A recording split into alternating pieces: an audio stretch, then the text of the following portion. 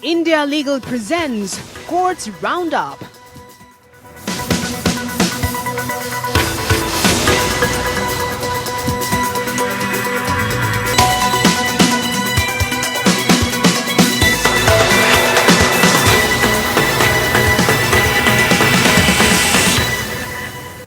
नमस्कार, मैं हूं आपके साथ पूजा कविया गोमा। कोर्ट्स राउंडअप में आप सभी का स्वागत है।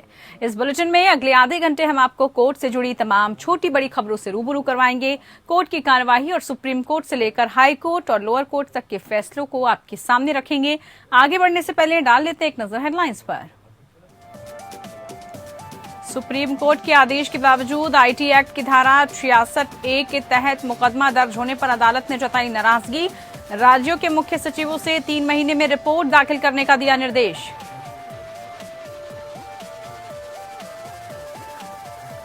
लखीमपुर खीरी हिंसा मामले में मुख्य आरोपी आशीष मिश्रा की जमानत याचिका पर सुप्रीम कोर्ट ने यूपी सरकार को किया नोटिस जारी।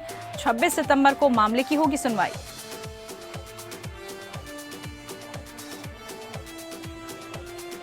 हाथरस कांड मामले में गिरफ्तार सिद्दीकी कप्पन की जमानत याचिका पर यूपी सरकार ने सुप्रीम कोर्ट में किया जवाब दाखिल। कहा, राष्ट्र विरोधी एजेंडे वाले पीएफआई के साथ कप्पन का है घनिष्ठ संबंध।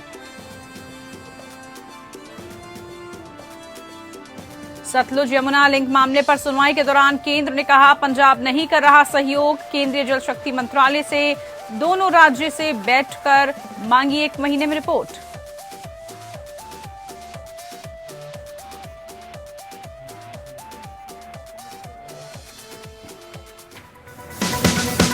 India Legal presents Courts Roundup.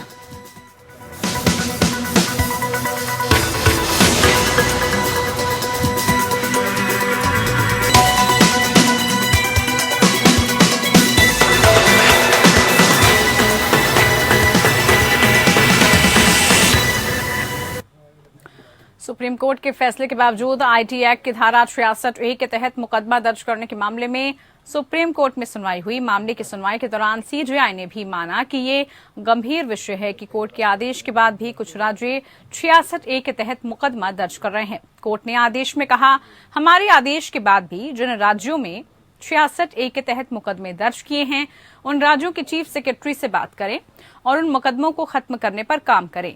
आज से 3 हफ्ते में इसे पूरा किया जाए। वहीं याचिकाकर्ता की ओर से कहा गया है कि आईटी एक्ट को धारा 66A के हटाने के बावजूद भी देश भर में बड़ी संख्या में मुकदमे दर्ज हो रहे हैं। याचिकाकर्ता की ओर से सवाल उठाया गया कि क्या सुप्रीम कोर्ट के फैसले को भी लागू नहीं किया जाएगा। साथ ही एजी को इस मामले में शामिल किए जाने का भी आग्रह किया गया है। सुप्रीम कोर्ट मामले की सुनवाई 3 हफ्ते के बाद करेगा। आईटी एक्ट की धारा 66A में सोशल मीडिया पर आपत्तिजनक या उत्तेजक या भावनाएं भड़काने वाली सामग्री डालने पर गिरफ्तारी का प्रावधान था। शीर्ष अदालत ने इसे बोलने और अभिव्यक्ति की आजादी के मौलिक अधिकार के खिलाफ पाकर निरस्त कर दिया था। गौरतलब हो कि पिछले साल सुप्रीम कोर्ट ने सूचना प्रौद्योगिकी कानून यानी आईटी एक्ट की धारा 66A को गैर संवैधानिक घोषित किए जाने के बावजूद इसके तहत मुकदमे दर्ज किए जाने पर कड़ी प्रतिक्रिया दी थी। साथ ही उसने इस पर रोक लगाने के लिए राज्यों, केंद्र शासित प्रदेशों और सभी उच्च न्यायालयों को नोटिस भी जारी किया था। सुप्रीम कोर्ट ने कहा कि वो कॉम्प्रिहेंसिव ऑर्डर पास करें ताकि आईटी एक्ट की धारा 66A के तहत मुकदमे दर्ज करने का चलन हमेशा के लिए खत्म हो जाए। इसके साथ ही शीर्ष अदालत ने इस मामले में दाखिल याचिका पर सुनवाई के दौरान देश भर के हाई कोर्ट के रजिस्ट्रार को भी नोटिस जारी किया। सुप्रीम कोर्ट के नोटिस पर केंद्र सरकार ने जवाब दिया था कि कानून व्यवस्था का मामला राज्य का विषय है।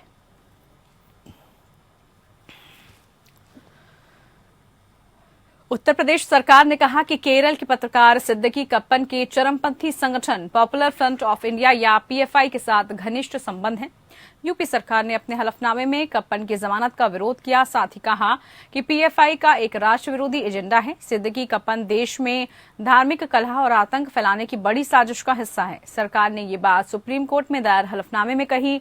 कोर्ट में कप्पन की जमानत को लेकर सुनवाई चल रही है। कप्पन को अक्टूबर 2020 में हाथरस में कथित तौर पर सामूहिक बलात्कार पीड़िता की मौत के बाद वहां जाते वक्त रास्ते में गिरफ्तार कर लिया गया था। इस मामले में अब 9 सितंबर को सुनवाई होगी।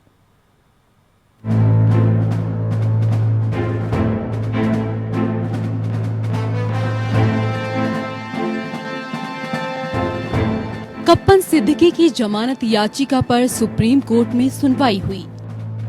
यूपी सरकार ने सुप्रीम कोर्ट को बताया कि केरल के पत्रकार सिद्दीकी कप्पन के पॉपुलर फ्रंट ऑफ इंडिया या PFI और उसके छात्र wing campus front of India जैसे आतंकी फंडिंग संगठनों के साथ गहरे संबंध हैं। कप्पन हाथरस साजिश मामले के सिलसिले में अक्टूबर 2020 से हिरासत में है। इन संगठनों को कथित तौर पर तुर्की में IHH जैसे अलकायदा से जुड़े संगठनों के साथ संबंध पाया गया है। सरकार ने कप्पन को जमानत दिए जाने का विरोध करते हुए अपने जवाबी हलफनामे में कहा है कि निचली अदालतों के समक्ष कप्पन की दलीलें झूठ और विरोधाभास से भरी हुई हैं। कप्पन ने PFI के साथ किसी भी संबंध से इनकार किया था। यह आरोप लगाया गया है कि कम से कम वर्ष 2009 से कप्पन गल्फ थेजस डेली के रिपोर्टर थे, जिसे चरमपंथी संगठन PFI का मलयालम भाषा का मुखपत्र कहा जाता है, जिसका उद्देश्य भारत में धार्मिक कलह पैदा करना था। यहाँ तक कि जब उन्हें गिरफ्तार किया गया था तब भी उनके पास से 4 ID जब्त की गई, जिसमें से 2 थेजस डेली की थी, ऐसा दावा किया जाता है। इस प्रकार यह आरोप लगाया जाता है कि कप्पन वास्तव में हाथरस पीड़ित के परिवार से मिलने और कलह भड़काने और आतंक फैलाने के लिए PFI प्रतिनिधिमंडल का हिस्सा था।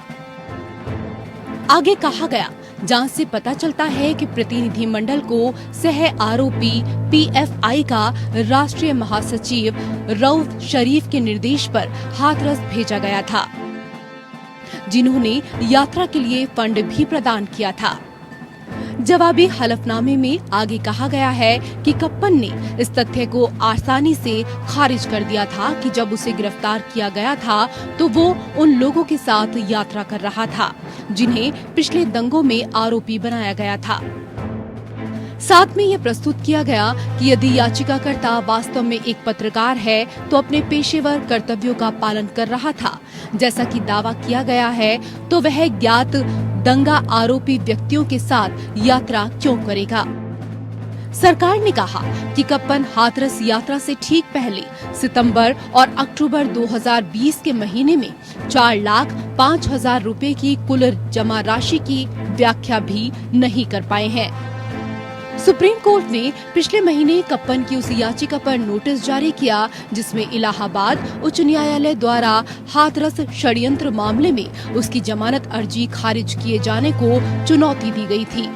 चीफ जस्टिस UU ललित और जस्टिस S रविंद्र भट्ट ने मामले के अंतिम निस्तारण के लिए 9 सितंबर की तिथि निर्धारित की है।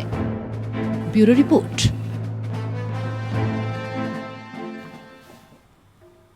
इधर लखीमपुर खीरी मामले में केंद्रीय गृह राज्य मंत्री के बेटे आशीष मिश्रा की ओर से दायर जमानत याचिका पर सुप्रीम कोर्ट ने यूपी सरकार को नोटिस जारी किया।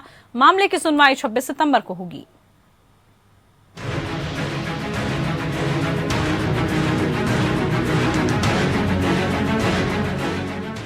सुप्रीम कोर्ट ने लखीमपुर खीरी हिंसा मामले में केंद्रीय मंत्री अजय कुमार मिश्र के बेटे आशीष मिश्र की याचिका पर उत्तर प्रदेश राज्य को नोटिस जारी किया है। जस्टिस इंदिरा बनर्जी और जस्टिस MM सुंदरेश की पीठ इलाहाबाद उच्च न्यायालय के 26 जुलाई के आदेश को चुनौती देने वाली मिश्र की याचिका पर विचार कर रही थी, जिसमें उनकी नियमित जमानत याचिका खारिज कर दी गई थी।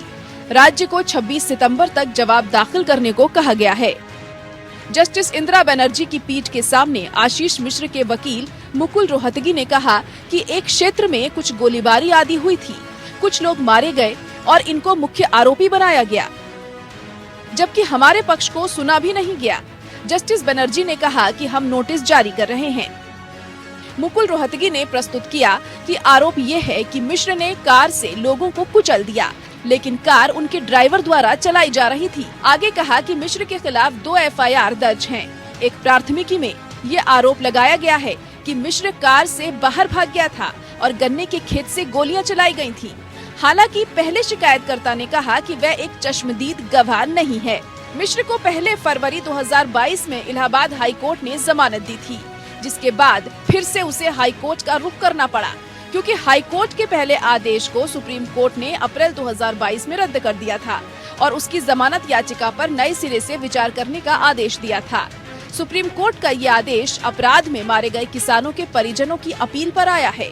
ये घटना 3 अक्टूबर को हुई थी, जब उत्तर प्रदेश के उप मुख्यमंत्री केशव प्रसाद मौर्य की लखीमपुर खीरी जिले की यात्रा के खिलाफ कई किसान विरोध प्रदर्शन कर रहे थे और आशीष मिश्र के एसयूवी द्वारा प्रदर्शन कर रहे किसानों को कुचले जाने के चलते 4 प्रदर्शनकारी किसानों की मौत हो गई थी। नवंबर 2021 में सुप्रीम कोर्ट ने लखीमपुर खीरी हिंसा की जांच की निगरानी के लिए Punjab and Haryana high court के पूर्व जज जस्टिस राकेश कुमार जैन को नियुक्त किया था। यह आदेश तत्कालीन भारत के chief justice N V Ramana की अध्यक्षता वाली पीठ से आया था, जो 3 अक्टूबर की लखीमपुर खीरी हिंसा की निष्पक्ष जांच की मांग करने वाले 2 वकीलों द्वारा भेजी गई एक पत्र याचिका के आधार पर दर्ज एक जनहित याचिका पर सुनवाई कर रही थी। सुप्रीम कोर्ट की आलोचनात्मक टिप्पणी के बाद यूपी पुलिस ने मिश्र को गिरफ्तार किया था। Bureau report.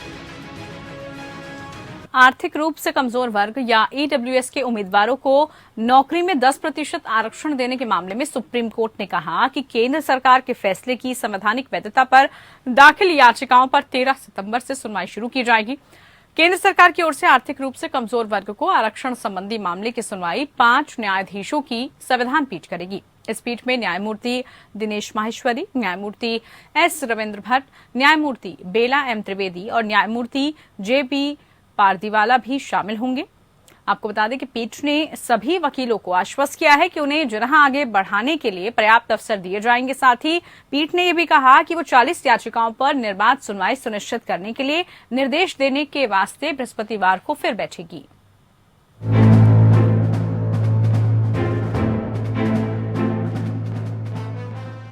सरकारी नौकरियों और शैक्षणिक संस्थानों में आर्थिक रूप से कमजोर वर्ग यानी ईडब्ल्यूएस के लिए 10% आरक्षण के मामले में सुप्रीम कोर्ट की संविधान पीठ 13 सितंबर को सुनवाई करेगी। सीजेआई यूयू ललित की अध्यक्षता वाली 5 जजों की बेंच मामले की सुनवाई कर रही है। सीनियर एडवोकेट गोपाल शंकर नारायण ने सुप्रीम कोर्ट में ड्राफ्ट मुद्दे का मसौदा पेश किया। ये मसौदा सभी पक्षकारों को दिया गया। सुप्रीम कोर्ट ने कहा कि गुरुवार तक सभी पक्षकार अपने मुद्दे तैयार कर लें। सुप्रीम कोर्ट 8 सितंबर को तय करेगा कि मामले की सुनवाई किस तरीके से और कितने समय में की जाए। CJI UU Lalit, justice Dinesh Maheshwari, S Ravindra Bhat, Bela M Trivedi और जेबी पारदीवाला की संविधान पीठ इस मामले की सुनवाई करेगी। मंगलवार को वरिष्ठ अधिवक्ता मनिंदर सिंह ने सुप्रीम कोर्ट में कहा कि इस मामले में राज्यों की आवश्यकता होगी। कुछ राज्यों ने अभियोग आवेदन दायर किया है, जिस पर विचार किया जा सकता है। साथ ही राज्यों को नोटिस जारी हो सकता है। वहीं सीजेआई ललित ने कहा कि नोटिस जारी करने से प्रक्रिया में देरी हो सकती है, लेकिन जो राज्य यहाँ हैं, हम उन्हें नहीं रोक सकते। वहीं सॉलिसिटर जनरल ने सुप्रीम कोर्ट में कहा कि आपके सामने 2 मामले हैं, आर्थिक आरक्षण और दूसरा धार्मिक आधारित आरक्षण। आप शॉर्ट नोटिस जारी करने पर विचार कर सकते हैं। सीजेआई ने कहा कि हम तय किए गए क्रम के मुताबिक ही चलेंगे। हम हर राज्य जो सुनना चाहते हैं, साथ ही एक आकलन करना चाहते हैं कि अगर हम सुनवाई अगले मंगलवार से शुरू करते हैं तो कितना समय लगेगा। एडवोकेट शादान फरासत ने कहा कि ईडब्ल्यूएस को चुनौती देने वाली याचिका पर बहस करने में लगभग 18 घंटे लग सकते हैं। सीनियर एडवाइजर कपिल सिब्बल ने कहा कि 20 घंटे लगते हैं तो इसका मतलब है कि पूरा हफ्ता लग जाएगा। सीजेआई ने कहा कि पहले सप्ताह में मामले की सुनवाई के लिए 3 वर्किंग डेज और दूसरे सप्ताह सुनवाई के लिए 2 वर्किंग डेज होंगे। ऐसे में आप इस बात पर स्पष्ट रहें कि पहले किस मुद्दे पर बहस करनी है। कोर्ट ने कहा कि मुख्य मामलों में सुनवाई शुरू करने से पहले हम फिर से लिस्टिंग करेंगे ताकि सुनवाई प्रभावी ढंग से संचालित हो सके। असम और सांसद की ओर से पेश मनिंदर सिंह और महेश जेठमलानी ने कहा कि राज्यों ने हस्तक्षेप आवेदन को प्राथमिकता दी है। सीजेआई के नेतृत्व में सुप्रीम कोर्ट की संविधान पीठ ने 103वें संवैधानिक संशोधन को चुनौती देने वाली याचिकाओं को गुरुवार तक स्थगित कर दिया। संविधान पीठ गुरुवार को फिर से बैठेगी ताकि सुनवाई सुचारू रूप से और प्रभावी ढंग से हो सके। Bureau report. वहीं सतलज यमुना लिंक नहर विवाद मामले में सुप्रीम कोर्ट में सुनवाई हुई, जिसमें केंद्र सरकार ने आरोप लगाया कि पंजाब इसमें सहयोग नहीं कर रहा है। इस संबंध में अप्रैल महीने में पंजाब के सीएम को पत्र भी भेजा गया था, लेकिन कोई जवाब नहीं मिला। इसके बाद सुप्रीम कोर्ट ने केंद्रीय जल शक्ति मंत्रालय को कहा कि इस मुद्दे पर 1 महीने के भीतर पंजाब और हरियाणा से मीटिंग करे, जिसमें मुद्दे के हल पर विचार करें। इसकी रिपोर्ट तैयार कर सुप्रीम कोर्ट में सौंपें। इसकी अगली सुनवाई 19 जनवरी 2023 को होगी। सुप्रीम कोर्ट ने पंजाब सरकार से कहा कि वो खुद इस समस्या का समाधान निकालें। कोर्ट ने कहा कि पंजाब के मुख्यमंत्री और हरियाणा के मुख्यमंत्री समेत जल शक्ति मंत्रालय इस महीने के अंत में मीटिंग करे और मीटिंग की रिपोर्ट को कोर्ट में भी दाखिल किए जाने को भी कहा गया है। इसके लिए कोर्ट ने 4 हफ्ते का समय दिया। सुप्रीम कोर्ट ने कहा, हमें उम्मीद है कि इस विवाद का हल सरकारें मध्यस्थता करके सुलझा लेगी। आज केंद्र सरकार ने पंजाब सरकार पर आरोप लगाते हुए कहा कि एसवाईएल विवाद को सुलझाने में सहयोग नहीं कर रही है। अटॉर्नी जनरल ने कहा कि हमारी तरफ पंजाब के मुख्यमंत्री को मीटिंग के लिए अप्रैल में पत्र दिया गया था, लेकिन उनकी तरफ से कोई जवाब नहीं आया है। वहीं अटॉर्नी जनरल ने कोर्ट को बताया कि जल शक्ति मंत्रालय इस विवाद को सुलझाने के प्रयास कर रहा है। सुप्रीम कोर्ट अगले साल 19 जनवरी को मामले की सुनवाई जो है करेगी। आम आदमी पार्टी के लिए ये बड़े इम्तिहान की घड़ी भी है। पंजाब में उनकी सरकार है, वहीं हरियाणा में वो चुनाव लड़ने जा रहे हैं। उनके ही सांसद ने सतलज यमुना लिंक का पानी हरियाणा में लाने का वादा किया था। इस मुद्दे पर अगर आप सरकार ढीली पड़ी तो पंजाब में विरोध होगा। अगर हरियाणा के हक में खड़े नहीं हुए तो अगले चुनावों में भी नुकसान हुआ। सुप्रीम कोर्ट ने पूर्व आईपीएस अधिकारी संजीव भट्ट की उनके खिलाफ दर्ज आपराधिक मामला रद्द करने की मांग वाली याचिका खारिज कर दी है। गुजरात हाईकोर्ट ने भट्ट के खिलाफ दर्ज शिकायत को रद्द करने से इनकार कर दिया था। इसी फैसले के खिलाफ सुप्रीम कोर्ट में अपील दायर की गई थी। पीठ ने विशेष अनुमति याचिका का निपटारा कर दिया और अपने आदेश में कहा कि उन्हें मामले में हस्तक्षेप करने का कोई कारण नहीं मिला। पीठ ने कहा, याचिकाकर्ता आरोपी को तलब करने के मजिस्ट्रेट के आदेश को उच्च न्यायालय द्वारा पारित फैसले और आदेश को देखने के बाद हमें उच्च न्यायालय के फैसले और आदेश में हस्तक्षेप करने का कोई कारण नहीं दिखता। पूर्व आईपीएस भट्ट और उनके सहयोगियों पर 1990 के एक मामले में अवैध हिरासत और हिरासत में यातना का आरोप लगाया गया है और 3 शिकायतें दर्ज की गई थी। ये 3 उन 133 लोगों में से थे जिन्हें हिरासत में लिया गया था और फिर रिलीज किया गया था। रामनगर में मजिस्ट्रेट ने संजीव भट्ट के खिलाफ समन भी जारी किया था। मजिस्ट्रेट द्वारा जारी किए गए समन को गुजरात उच्च न्यायालय में चुनौती दी गई थी, जहां 2 शिकायतों को खारिज कर दिया गया था। लेकिन उच्च न्यायालय ने तीसरी शिकायत को ये कहते हुए खारिज करने से इनकार कर दिया कि पहली 2 शिकायतों के शिकायतकर्ता विधानसभा के सदस्य था, लेकिन तीसरा नहीं था। संजीव भट्ट की ओर से पेश हुए वकील ने अदालत के समक्ष प्रस्तुत किया कि न्यायालय को न्यायिक अनुशासन का पालन करना चाहिए। जब अदालत ने 2 शिकायतों को खारिज करने की अनुमति दी थी तो तीसरी याचिका को रद्द कर देना चाहिए था, जब सबूत समान रहे। इधर संजीव भट्ट के वकील द्वारा यह प्रस्तुत किया गया कि यदि उच्च न्यायालय के आदेश को बरकरार रखा जाता है तो ये अपने कर्तव्यों का पालन करने वाले पुलिस अधिकारियों के लिए एक बुरी मिसाल कायम करेगा। वकील ने दलील दी कि इस मामले में राज्य का कोई लेना देना नहीं है। मुझे जेल में रखकर राज्यों का अनुचित हित पूरा किया जा रहा है।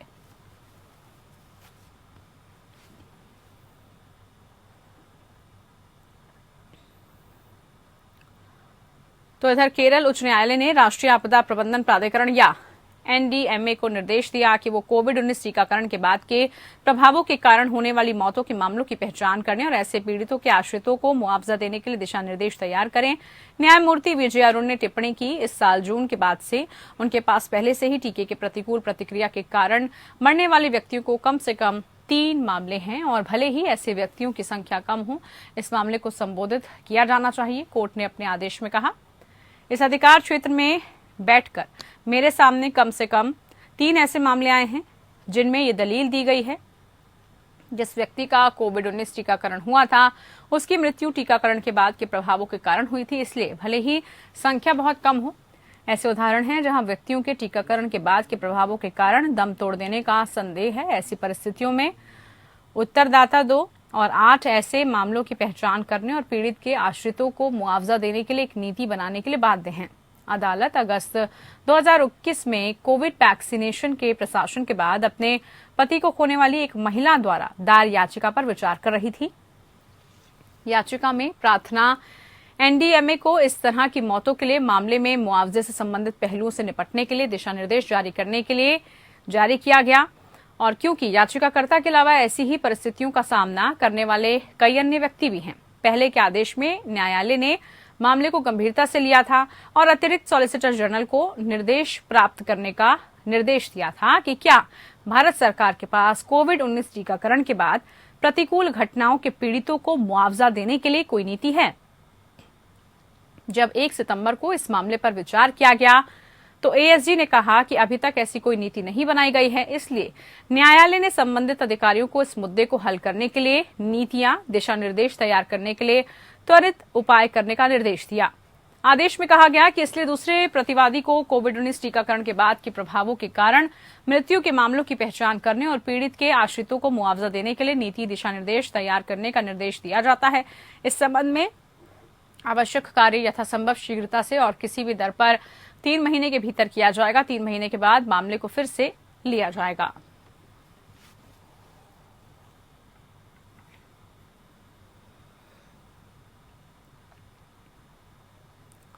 चलिए इसी के साथ कोर्ट्स राउंड अप में इतना ही। मुझे दीजिए इजाजत। नमस्कार। India Legal presents Courts Roundup.